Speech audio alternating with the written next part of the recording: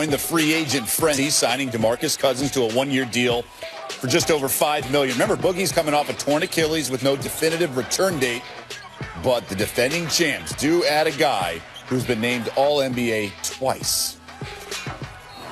And for more, let's bring in Brian Windhorst. All right, this is not as simple as 5 All-Stars from last year's on opening night for the defending champs. What more can you add? Well, this obviously was the type of free agency move that is extraordinarily exciting, right? A lot of people are like, oh, my God, the All-Star team added an All-Star. It's amazing. What we have here is the two sides leveraging risk.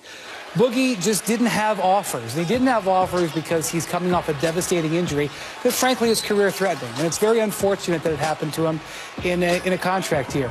And then, obviously, it's obviously an incredible opportunity for the rest of their team to, rally around the moment. It's something that brings a lot of freshness into the season. That's something that the Warriors are really thinking about. Right. And they can rally around him during the year.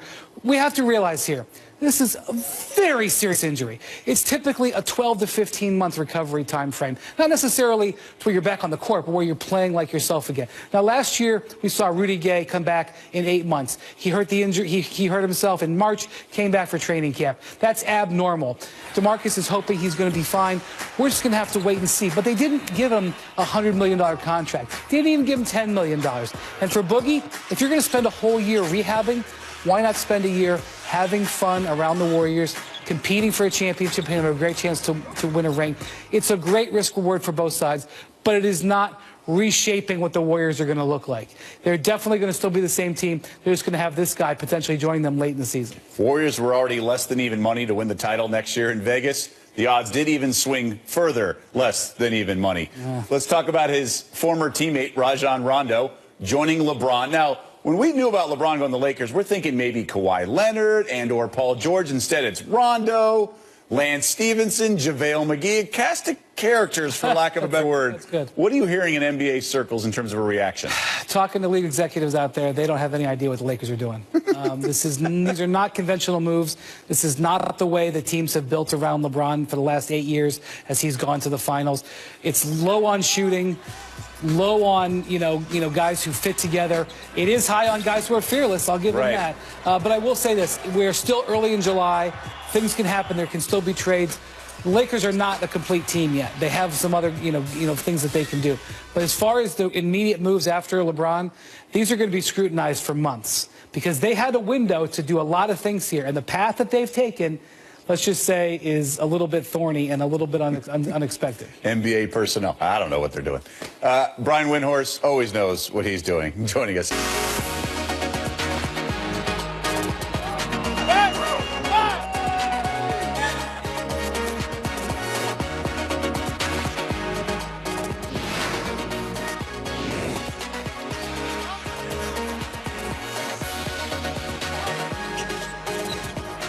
$8.3 million deal to join Golden State. He's a 4-time All-Star at 27 years old, but he is recovering from a torn Achilles.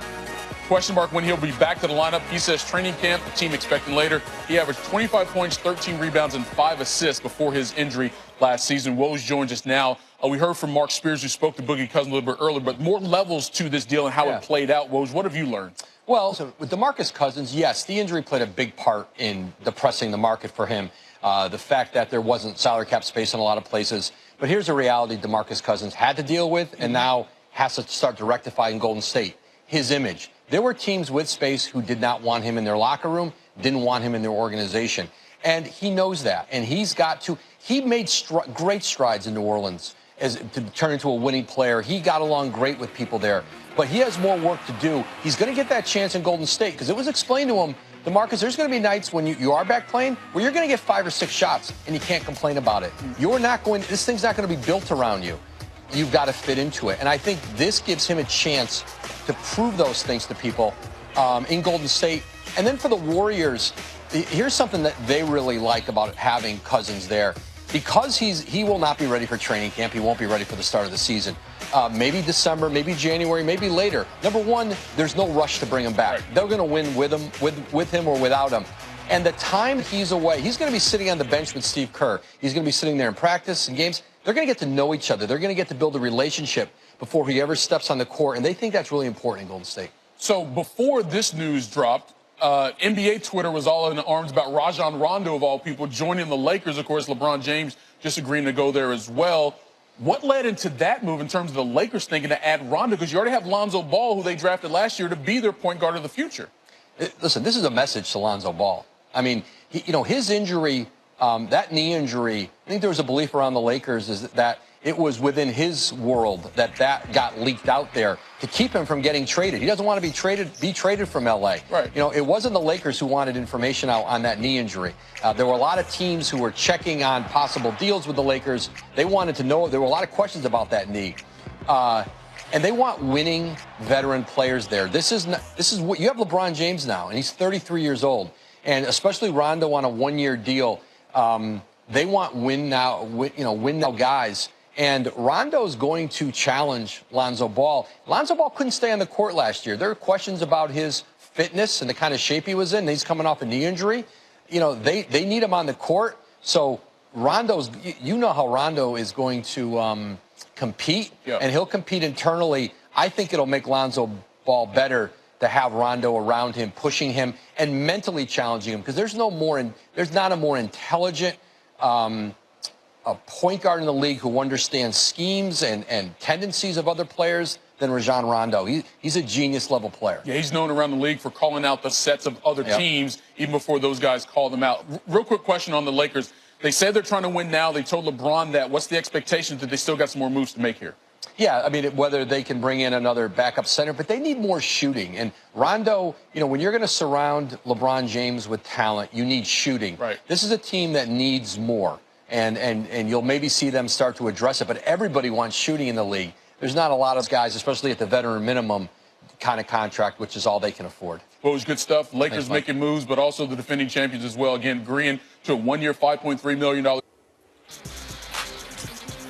Warriors adding Cousins with a one-year deal for $5.3 million. He was fantastic last year, averaging 25 points per game, playing with the Pelicans, but his season got cut short by that torn Achilles. He averages 22 points, 11 boards for his career, and he gives the Warriors a post presence that has been the only thing lacking during their run the last 4 years.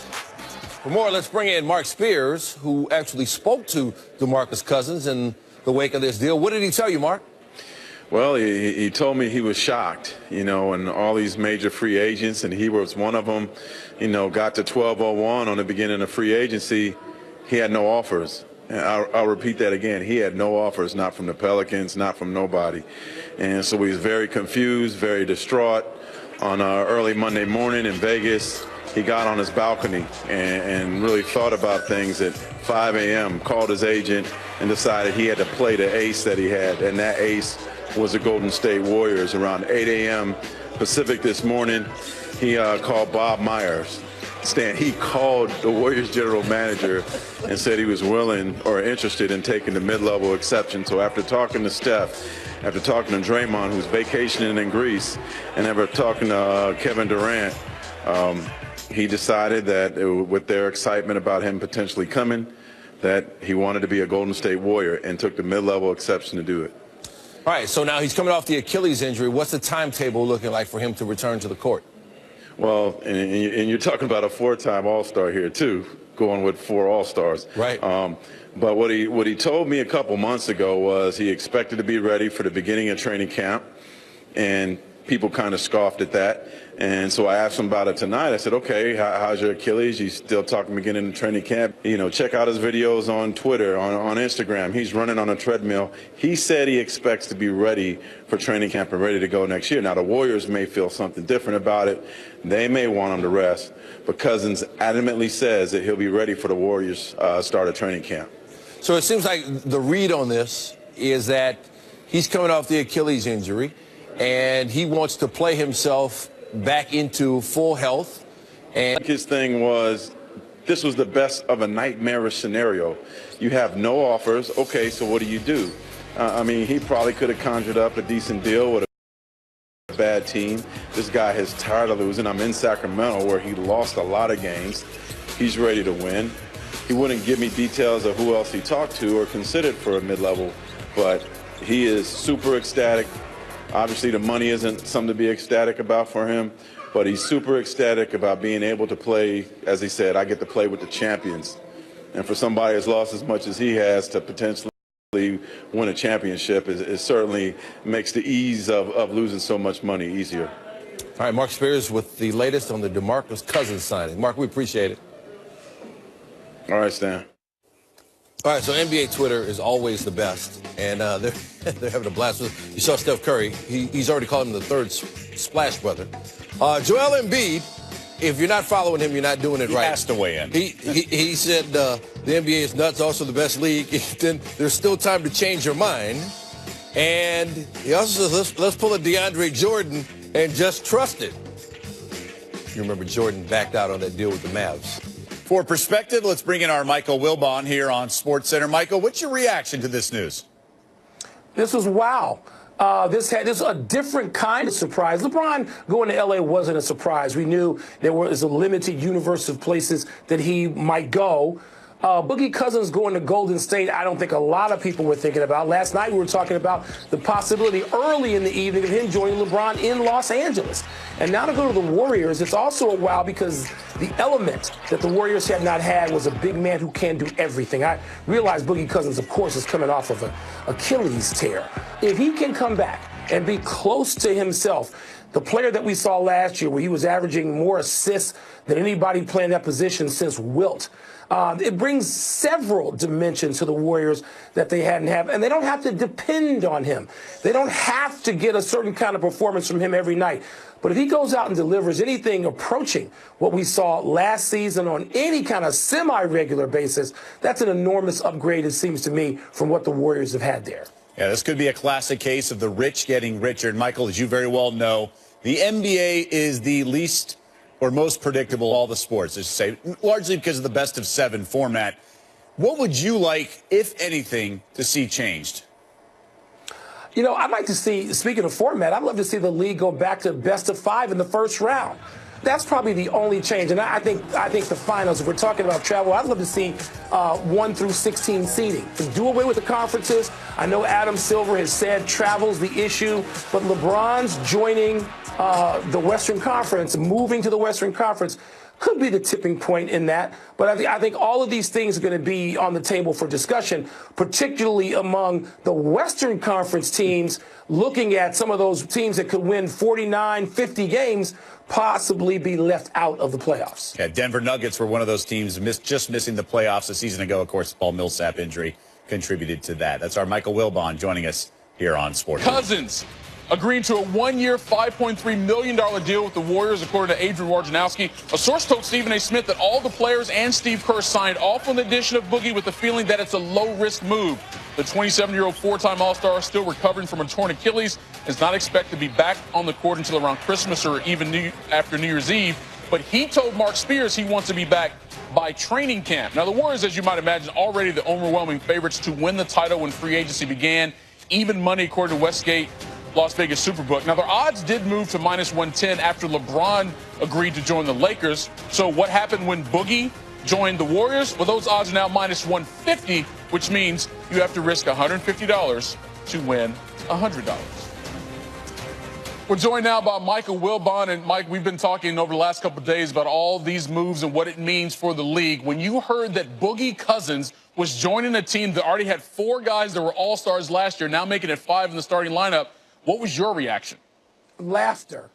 Mike, I just, you just think, okay, Golden State literally must have been chuckling to themselves. I mean, you wonder, we're going to find out, of course, more soon about the details and how long this was in the works. When did they say to themselves, when did Bob Myers and Steve Kerr and the staff say, you know what, we can upgrade here? And talk about an upgrade. What's the one dimension, the one element that the Warriors have not really had during this entire run?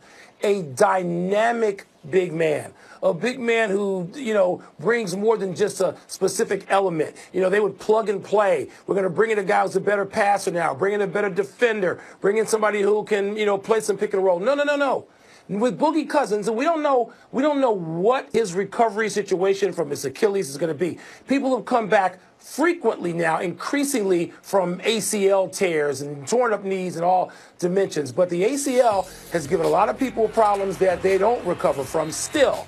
If Boogie Cousins can come back and be mostly himself, He brings something in that position that the Warriors have not had, and they must be chuckling to themselves now. Yeah, Cousins was averaging 25 points, 13 rebounds, and 5 assists before he tore that Achilles tendon back on January 26. You know, so much of the reaction, Mike, that I've seen so far, at least in social media, so take that with a grain of salt, has been overreaction, especially from fans that aren't from the Bay Area, saying that you do this, you're just ruining the NBA. The season's not worth watching anymore because they're going to win another title. What say you to the overreaction that we seem to be getting from saying that this is actually ruining the NBA?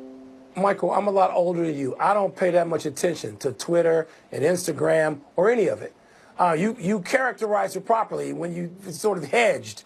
That's not going to set the barometer for me in terms of the kinds of attention I pay to the NBA. Were the Golden State Warriors supposed to just sit by and let everybody else make improvements to their teams and do nothing? No, that's not the way any enterprise that's competitive works. So, that's a reaction I won't be dealing with in any sort of depth because I'm not paying any attention. If you're the Golden State Warriors and you see that teams are coming after you, that free agency now, people move, and they move in interesting ways. I mean, it doesn't necessarily mean that you're joining or putting together a super team, but people understand what it is. Look at what Houston did last year. And now you have the Lakers in the mix, and Houston still, despite the loss of Trevor Ariza, they're still coming. And so the Lakers, it may take another year, but the Warriors are supposed to do what? Say, oh, we don't want to get too far ahead of the field. We don't want to lap anybody, so we're just going to worry about social media and stand pat.